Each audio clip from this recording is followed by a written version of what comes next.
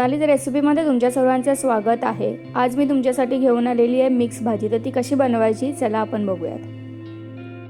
Mix भाजी बनवण्यासाठी सर्वप्रथम आपण ज्या भाज्या आहेत त्या चांगल्या फ्राय करून शिजवून घेणार आहोत। त्यासाठी इथे मी कढईमध्ये 2 टेबलस्पून तेल टाकलेलं आहे आणि याच तेलामध्ये आपण भाज्या शिजवणार आहोत। तेल गरम झालं की आपण एक एक भाज्या टाकून घेऊयात। तुम्हाला आवडतील त्या भाज्या तुम्ही यामध्ये टाकू शकतात। यामध्ये मी फ्लावर घेतलेला आहे, जास्तही बारीक नाही कापला आहे, मीडियम साईजचा कापून घेतलेला आहे। क्वांटिटी तुम्ही तुमच्या नुसार कमी जास्त करू शकतात।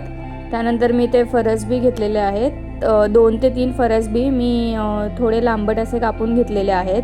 हिरवे ताजे वाटाणे घेतलेले आहेत, तुम्ही फ्रोझन वाटाणे सुद्धा वापरू शकतात। आणि त्यानंतर शिमला मिरची इथे मी बारीक अशी कापून घेतलेली आहे। याच्या सगळ्या भाज्या मी चांगला मिक्स करून घेणार आहे। तुम्हाला हवं तर तुम्ही यामध्ये गाजर सुद्धा टाकू शकतात बारीक कापून। आणि हे आपण चांगलं शिजेपर्यंत तेलावरती आपण याला शिजवून घेणार आहोत। भाज्या शिजवण्यासाठी यामध्ये मी थोडंसं पाणी घालणार आहे आणि पाणी घालून आपण वाफेवरती या भाज्या थोड्याशा शिजवून घेणार आहेत। पाणी यासाठी घातलेलं आहे जेणेकरून आपल्या भाज्या लवकर आणि चांगल्या शिजतील। हे मिक्स करून घेत आहे आणि याला मी वाफेवरती शिजवत ठेवणार आहे।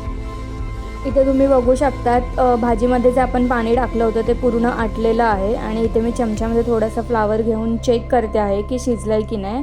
दाबल्यावरती फ्लावर लगेच तुटलं म्हणजे आपल्या भाज्या शिजलेल्या आहे। आता मी गॅसची फ्लेम बंद करते।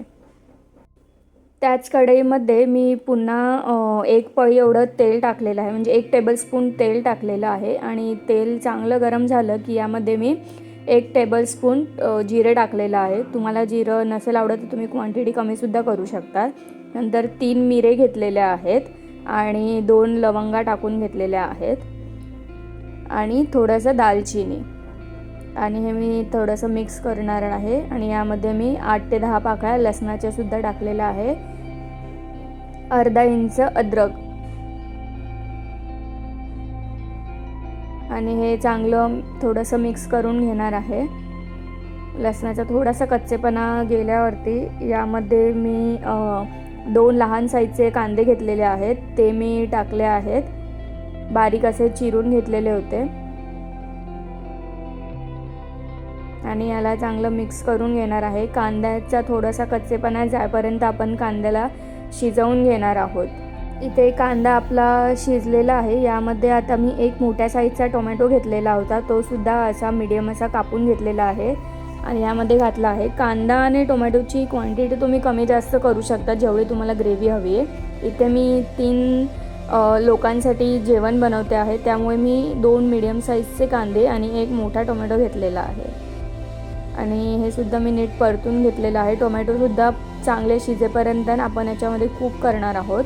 आणि टोमॅटोची कुकिंग प्रोसेस थोडी फास्ट होण्यासाठी इथे मी थोडंसं मीठ घातलेलं आहे जेणेकरून टोमॅटो आपले लवकर शिजतील। आणि हे मिक्स करून घेत आहे। यामध्ये मी थोडंसं पाणी घातलेलं आहे जेणेकरून आपले कांदा टोमॅटो जे आहेत ते चांगले शिजतील। गॅसची फ्लेम मी मीडियम ठेवलेली आहे। आणि थोडंसं कलरसाठी इथे मी काश्मीरी मिरची घालत आहे। तुम्हाला हवं तर ते तुम्ही नंतर ग्रेव्ही बनवतील तेव्हासुद्धा टाकू शकतात, पण मी आत्ताच टाकते म्हणजे आपण जेव्हा याची पेस्ट बनवू तेव्हा चांगला कलर येईल त्याला। आणि इथे मी हे 2 ते 3 मिनटं चांगलं शिजवत ठेवणार आहे। तुम्ही बघू शकता यामधलं सगळं पाणी आटलेलं आहे आणि इथे मी थोडंसं चमच्याने दाबून बघते की आपले टोमॅटो चांगले शिजलेले आहेत की नाही। तर टोमॅटो आता शिजलेले आहेत, आपण हे थंड करून याची पेस्ट बनवून घेणार आहोत। ते मी कढईमध्ये त्याच कढईमध्ये 1 चमचा तेल गरम करून घेतलेलं आहे आणि थोडं बटर घालून घेत आहे। यामध्ये तेल आणि बटर चांगलं गरम झालं की यामध्ये आपण जी पेस्ट बनवली होती ती घालून घेणार आहोत। यामध्ये मी अर्धा चमचा एवढं जिरं घालून घेत आहे। जिरं आपण ग्रेव्ही बनवताना सुद्धा घातलं होतं। नंतर जे आपण शिजवून घेतलेलं होतं कांदा टोमॅटो ते चांगलं बारीक असं वाटून घेतलेलं आहे। बारीक असं वाटायचं आहे कारण त्यामुळे आपल्या भाजीला चांगलं स्मूथ असं टेक्स्चर येतं। आणि याला आपण चांगलं मिक्स करून घेणार आहे। याला आपण 10 ते 12 मिनटं चांगलं शिजवून घेणार आहे, जेणेकरून आपली ग्रेव्ही चांगली शिजेल आणि त्याला तेल सुटेल. त्यामुळे भाजीला खूप चांगली टेस्ट येते. बघू शकतात आपण जे बटर आणि तेल घातलेलं होतं ते पूर्णपणे मिक्स झालेलं आहे. जेव्हा आपली ही ग्रेव्ही चांगली शिजेल तेव्हा याला चांगलं तेल सुटेल. तर आपण याला एक 10 ते 12 मिनटं चांगलं शिजवून घेणार आहे. मध्ये मध्ये ग्रेव्हीला आपल्याला मिक्स करत राहायचं आहे, जेणेकरून ती खाली लागणार नाही. मध्ये मध्ये हलवायचं आपल्याला. तुम्ही बघू शकता इथे ग्रेव्हीचा कलरसुद्धा थोडा चेंज झाला आहे आणि थोडं थोडं तेल सुटायला सुरुवात झालेली आहे. आपली ग्रेव्ही इथे ऑलमोस्ट रेडी व्हायला आलेली आहे. आता तुम्ही बघू शकतात खूप चांगलं असं तेल सुटलेलं आहे आपल्या ग्रेव्हीला. यामध्ये फ्लेम मी स्लो करते. इथे मी 1 चमचा लाल मसाला टाकलेला आहे. तुमच्या तिखटच्या आवडीनुसार तुम्ही कमी जास्त करू शकतात. पाव चमचा गरम मसाला, पाव चमचा किचन किंग मसाला टाकलेला आहे इथे मी, आणि अर्धा चमचा धने पावडर. आणि आता हे आपण चांगलं मिक्स करून घेणार आहे.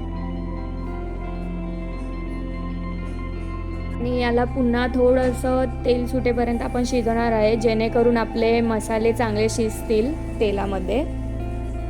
आता यामध्ये आपण जे व्हेजिटेबल्स फ्राय करून घेतलेले होते ते घालूयात.